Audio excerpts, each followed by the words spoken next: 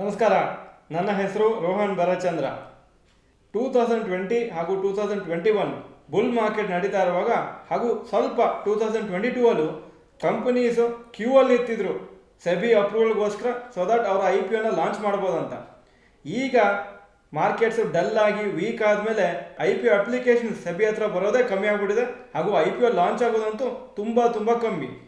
Companies usually ಅವರ ಶೇರ್ಸನ್ನು ಯಾವಾಗ sale ಮಾಡ್ತಾರೆ ಅಂದರೆ ಮಾರ್ಕೆಟ್ ತುಂಬ ಪಾಸಿಟಿವ್ ಇರುವಾಗ, ಮಾರ್ಕೆಟಲ್ಲಿ ಇನ್ವೆಸ್ಟರ್ಸ್ ಎಲ್ಲ ತುಂಬ ಆಪ್ಟಿಮಿಸ್ಟಿಕ್ ಇರುವಾಗ, ಆವಾಗ ಆದಷ್ಟು ಹೈ ರೇಟಲ್ಲಿ ಅವರ ಶೇರ್ಸನ್ನು ಸೇಲ್ ಮಾಡಬೇಕಂತ ಅವರು ಮಾರ್ಕೆಟಿಗೆ IPO ಬರ್ತಾರೆ. ಈ ಅನ್ಫೇವರಬಲ್ ಮಾರ್ಕೆಟ್ ಕಂಡೀಷನ್ಸ್ ಇರುವಾಗ ನೀವು ನೋಡಿದಾಗೆ IPO ಪೇಪರ್ಸ್ ಯಾರೂ ಹಾಕೋದಿಲ್ಲ ಹಾಗೂ ಸುಮಾರು ಜನ ಅವರ IPO ಏನು ಮಾಡಬೇಕಂತಿದ್ರು ಆ ಅಪ್ಲಿಕೇಶನ್ನ ವಿಡ್ರಾ ಮಾಡಿಬಿಡ್ತಾರೆ ಸೆಬಿಯಿಂದ.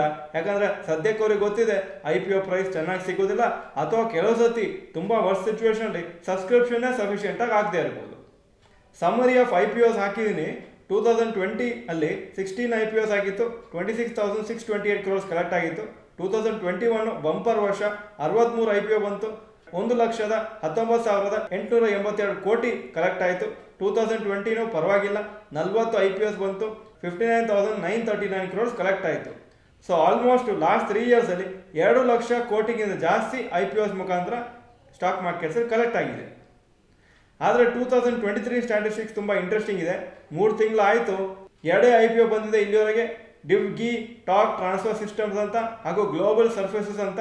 ಹಾಗೂ ಇದೆರಡೂ ಜಾಸ್ತಿ ಫೇಮಸ್ ಆಗಿಲ್ಲ, ಯಾಕಂದರೆ ಮಾರ್ಕೆಟಲ್ಲಿ ಬೇರೆ ಬೇರೆ ಪ್ರಾಬ್ಲಮ್ಸಿಂದ ಈ IPOಸ್ ತುಂಬ ಕವರೇಜ್ ಸಿಗ್ತಾ ಇಲ್ಲ. ಇನ್ನೊಂದು IPO ಈಗ ನೆಕ್ಸ್ಟ್ ವೀಕಿಂದ ಸ್ಟಾರ್ಟ್ ಆಗುತ್ತೆ ಅಂತ ನ್ಯೂಸ್ ಬಂದಿದೆ. ಆವಲಾನ್ ಟೆಕ್ನಾಲಜೀಸ್ ಅಂತ. 3ನೇ ತಾರೀಕು ಏಪ್ರಿಲ್ ಲಾಂಚ್ ಆಗುತ್ತೆ, 6ನೇ ತಾರೀಕು ಏಪ್ರಿಲ್ವರೆಗೆ ನಡೀತದೆ. IPO ಇಶ್ಯೂ ಪ್ರೈಸು 415ರಿಂದ 436 ರೂಪಾಯಿ per share. Total issue size ಅಂದರೆ ಎಷ್ಟು ಕಲೆಕ್ಟ್ ಮಾಡ್ತಾರೆ ಅಂದರೆ 865 ಕೋಟಿ. ರಿಟೇಲ್ ಇನ್ವೆಸ್ಟರ್ಸ್ ಕೋಟ ಬರೀ 10% ಕೊಟ್ಟಿದ್ದಾರೆ. ಯಾಕೆ ಎಷ್ಟು ಕಮ್ಮಿ ಅಂತ ಗೊತ್ತಿಲ್ಲ. ಇದು ಆ್ಯಕ್ಚುಲಿ ಪ್ರಾಫಿಟ್ ಮೇಕಿಂಗ್ ಕಂಪ್ನಿನೇ. ಹಾಗೂ ಗ್ರೇ ಮಾರ್ಕೆಟ್ ಪ್ರೀಮಿಯಂ ಇವತ್ತಿನ ಪ್ರಕಾರ ನೋಡಿದರೆ 11 ರೂಪಾಯಿ ಪರ್ ಶೇರ್ ಇದೆ. 2.5% ಆಫ್ ದಿ ಇಶ್ಯೂ ಪ್ರೈಸ್ ಮಾತ್ರ. ಇನ್ನೂ ಸುಮಾರು ಕಂಪ್ನೀಸು ಆ್ಯಕ್ಚುಲಿ IPOಸನ್ನು 2023 ಲಾಂಚ್ ಮಾಡಬೇಕಂತಿದ್ರು, ಆದರೆ ಮಾರ್ಕೆಟ್ ಕಂಡೀಷನ್ ಸರಿ ಇಲ್ಲ ಅಂತ ಸುಮ್ಮನೆ ವೇಟ್ ಮಾಡ್ತಾ ಇದ್ದಾರೆ, ನೋಡ್ತಾ ಇದ್ದಾರೆ ಯಾವಾಗ ಇಂಪ್ರೂವ್ಮೆಂಟ್ ಆಗ್ಬೋದು. ಹಾಗೂ ಇಂಪ್ರೂವ್ಮೆಂಟ್ ಆದರೆ ಆವಾಗ ಲಾಂಚ್ ಮಾಡೋ ಉದ್ದೇಶ ಇರುತ್ತೆ. ಅಪ್ರಾಕ್ಸಿಮೇಟ್ಲಿ 12,000 ಕೋಟಿ ವರ್ತ್ IPOಸ್ ಇನ್ನೂ ಕ್ಯೂ ಅಲ್ಲಿ ವೇಟಿಂಗ್ ಇದೆ. ಆದರೆ ಸದ್ಯಕ್ಕೆ ಇದೆಲ್ಲನೂ ಡಿಲೇ ಆಗಿದೆ. ಮ್ಯಾನ್ಕೈಂಡ್ ಫಾರ್ಮಾ ಇದೊಂದು ದೊಡ್ಡ ಕಂಪ್ನಿ, 5,000 ಕೋಟಿ ಅವರ ಇಶ್ಯೂ ಸೈಜ್ ಅಂತ ಪ್ಲ್ಯಾನ್ ಮಾಡ್ತಾಯಿದ್ರು, ಆದರೆ ಇನ್ನೂ ಏನು ಲಾಂಚ್ ಮಾಡ್ಲಿಕ್ಕೆ ಹೋಗಲಿಲ್ಲ.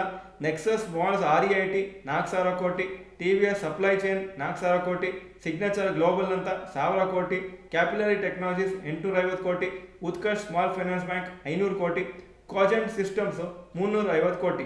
ಈ ಎಲ್ಲನೂ ಟೆಂಟೇಟಿವ್ ಡೀಟೇಲ್ಸ್ ಇದು, ಆದರೆ ಯಾವುದೂ ಫೈನಲೈಸ್ ಮಾಡಿಲ್ಲ, ಯಾಕಂದರೆ ಸದ್ಯಕ್ಕೆ ಸಿಚುವೇಶನ್ ಸರಿ ಇಲ್ಲ ಮಾರ್ಕೆಟಲ್ಲಿ.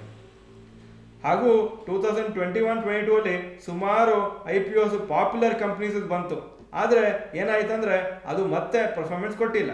Zomato, Paytm, Nykaa, policy Bazaar, LIC ಈ ಎಲ್ಲ ಕಂಪ್ನೀಸು ಫೇಮಸ್ಸು. ಈ ಎಲ್ಲ ಕಂಪ್ನೀಸು ಎಲ್ಲರಿಗೂ ಗೊತ್ತಿದೆ.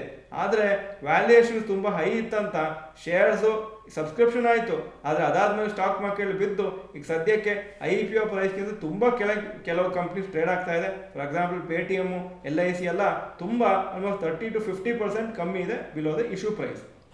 Crash course on stock market for beginners ಅಂತ ನಿನ್ನೆ ಅದ್ರ ಬಗ್ಗೆ ಒಂದು ವಿಡಿಯೋ ಮಾಡಿತ್ತು. ಆ ವಿಡಿಯೋದಲ್ಲಿ ಈ ವಾರ ಭಾನುವಾರ 2ನೇ ತಾರೀಕು ಏಪ್ರಿಲ್ 9:30 ಗಂಟೆ ಬೆಳಗಿಂದ 1 ಗಂಟೆ ಒಂದು ಬಿಗಿನರ್ಸಿಗೆ ಲೈವ್ ಆನ್ಲೈನ್ ಸೆಷನ್ ಮಾಡ್ತಾ ಇದೀವಿ, ಸ್ಟಾಕ್ ಮಾರ್ಕೆಟ್ ಸೀಕ್ರೆಟ್ಸ್ ಅಂತ.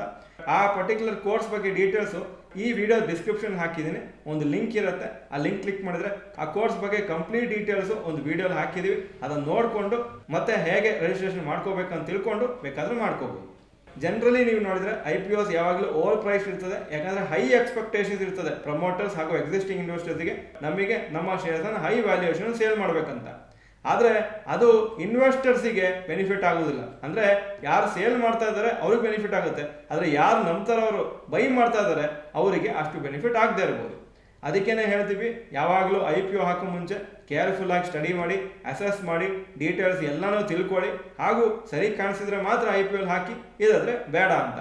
ಯಾಕಂದರೆ ಯಾವುದೊಂದು ಫೋರ್ಸ್ ಇಲ್ಲ, ನಾವು ಆ ಕಂಪ್ನಿ ಬಗ್ಗೆ ಅಷ್ಟು ಕಾನ್ಫಿಡೆನ್ಸ್ ಇಟ್ಕೊಂಡಿಲ್ಲ ಅಂದರೆ ಎಷ್ಟೋ ಕಂಪ್ನೀಸು ಆಲ್ರೆಡಿ ಎಕ್ಸಿಸ್ಟಿಂಗ್ ಕಂಪ್ನೀಸು ಎಷ್ಟೋ ವರ್ಷದಿಂದ ರನ್ ಆಗೋ ಕಂಪ್ನೀಸ್ ಬಗ್ಗೆ ರಿಸರ್ಚ್ ಮಾಡಿ ನಾವು ಇನ್ವೆಸ್ಟ್ ಮಾಡ್ಬೋದು.